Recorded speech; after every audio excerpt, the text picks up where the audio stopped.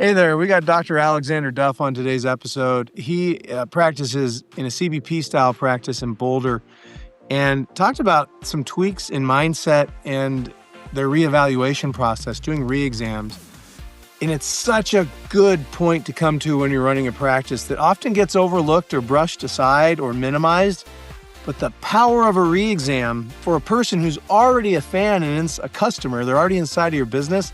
This is a great episode to refocus you on the power of the re-exam inside of your practice. Today's episode is brought to us by Clinic Mind, which you know formerly as Genesis.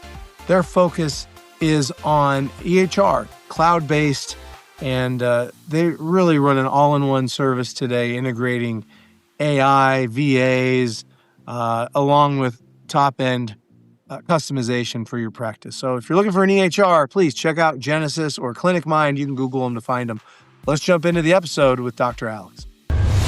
Hey everyone, welcome to the UAC Best Practices Podcast. That's Ultimate Achievers Club.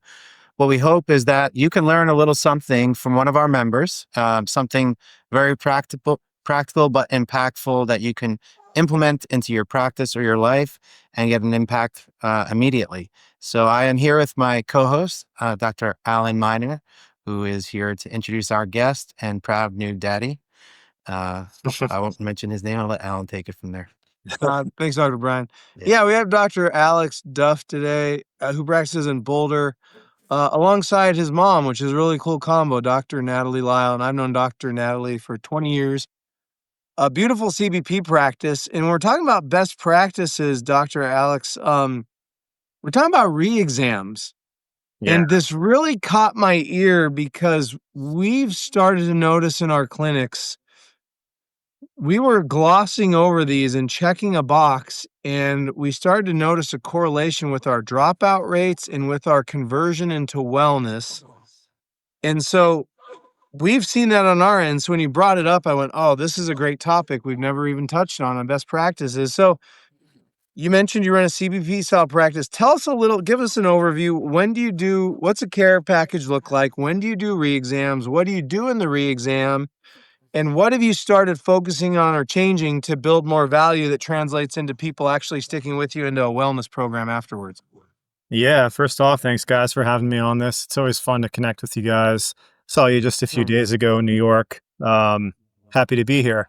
Re-exams are one of my favorite thing in the practice, and there's definitely been times in my life where they've been some of the more dreadful, things where you do just kind of look at it as something to check off, but it's kind of the secret weapon of your practice. A good re-exam can really be the key to retaining your patients and having them continue and seeing purpose with, just a lot of our patients get used to the mundane, like come in, plop on the table, get adjusted, and kind of walk out of there. And so the re-exams are the key to get them excited for their next phase of care. And the way I like to do this is partially because my last name is Duff, but I've been a fan of The Simpsons.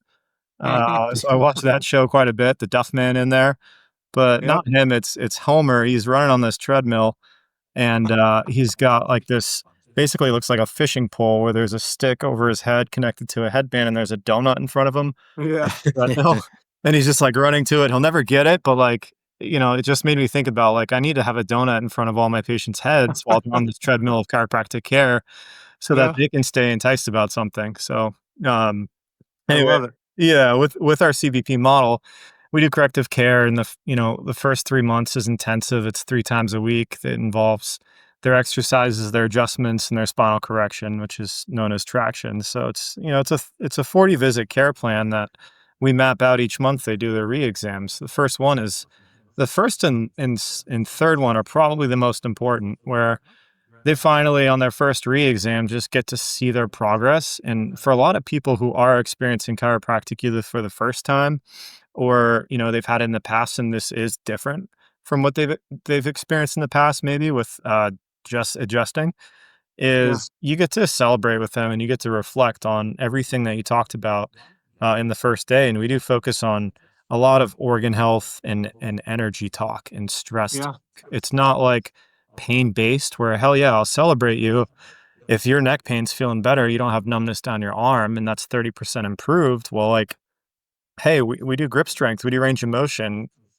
Subjectively, yes, you're feeling better. Objectively, it looks like we're clearing up inflammation out of your neck and we're pouring energy back to your body. And, if you're getting more energy through your neck, where else is it going?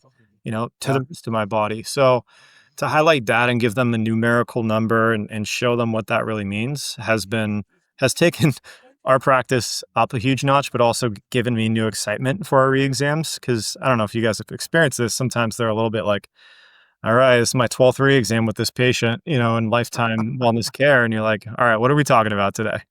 Yeah. Yeah, it's funny you landed on range of motion. That's where we landed too, because it's a quantifiable number.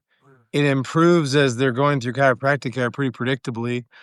And for us, it lends to a percentage. And but what I like that you do there is, we're looking at the health of the joint, the health of the disc, range of motion, posture. But I like how you're talking about life force.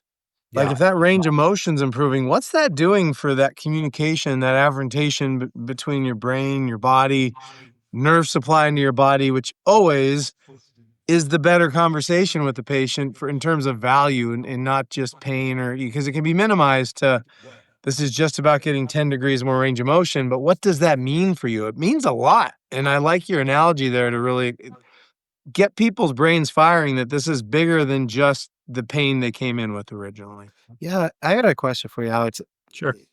I got to try to think about how to ask it. But I remember one of my first, off screen here, one of my first patients, for like first re-exam, 12, he was taking something like 12 Advil a day, had really bad migraine headaches. First re-exam, I asked him how his headaches were doing, and he's like, what headaches? And in 12 visits, he completely forgot that he even had headaches, let Yeah. alone the life force and all that stuff. Right. So how often, since you are so focused on, making this experience and getting to life force and framing Yeah. it for them, uh, how often are you seeing where patients just forget? And then also, I always have kept that in my mind because patients, when there's attrition, and this is probably what you're talking about, the retention being so much higher, they forgot about the headaches completely. So once it's gone, they don't remember why they even started to begin with. It's kind of crazy to Yeah. us, but that's their real life, right? So where do you see that in your practice? Well, we do have a system in place to help us remind patients of kind of where they were when they first came in. Sometimes we'll bring them all the way back to kind of their pain point and what brought them in the first place. But even if they're having a full resolution of a specific condition or something that brought that in, we carry it over to the next re-exam to kind of just quickly touch on it. I'm not going to be like, "Oh my gosh, we've already talked about how your headaches are gone, 3 months ago, but how cool is that?" Like I'm not constantly reminding Mhm. them. I just do a quick bullet point like, "Hey, your headaches are still gone, right?" Yeah, like, "How did that affect you Yeah. again? What are you doing in life now that you weren't doing because of those headaches?" Right. And you just get, like, 1 or 2 bullet point things and be like, "Great, your body is still healing." And so I just touch on those quick. So the fact that we still do we don't, like, cross them out and say, "This is in the past." We do kinda bring it back up so they, like, remind themselves how far they have come, Right. from where they first started. And, it just reminds them. It's a quick connection point. Um, yeah, I'd say that's Can that's you, kind of the major thing. since you kind of mentioned you refocused on this, what have you, anything that you can quantify as far as retention? Like you've seen an uptick and I hate to use the word PVA, but what metric are you measuring it and how has it changed?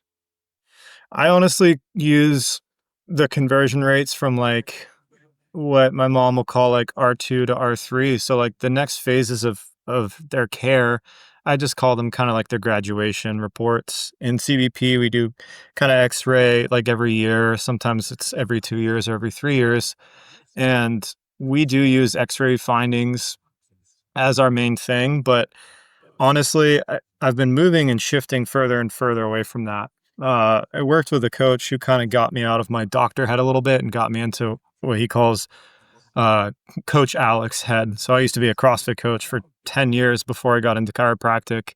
And so I kind of unleash that kind of mentality with people at the re-exams, not like an intense drop and give me 20, but kind of like a elevated state of like, I'm putting my pom-poms on, I'm shaking them around a little bit, I'm getting them excited, and I'm like, my facial expression is big, my eyes are wide open.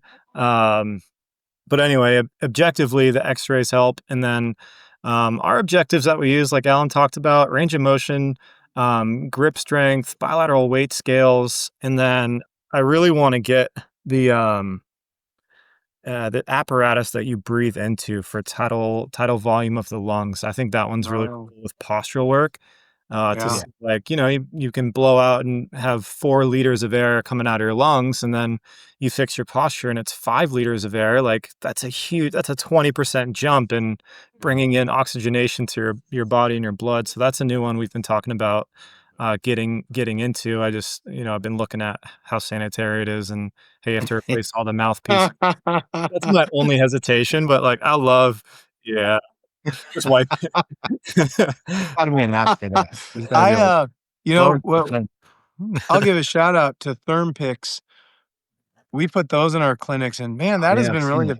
that has been effective. It's a thermal scan, but it's impressive what that shows around the spine and how that changes before and after chiropractic care.